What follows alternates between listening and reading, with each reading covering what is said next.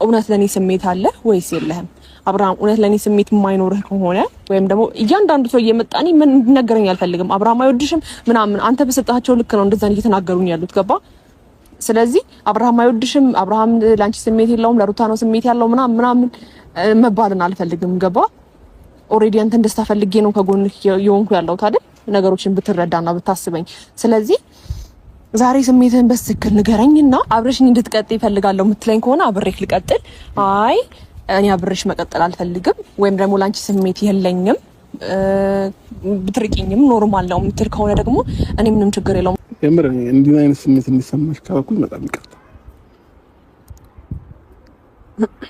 አይ እዛ ሳይሆን በቃ ታይ ሁሉም ነገር ታይ ሰው ሚዲሽን አሳባት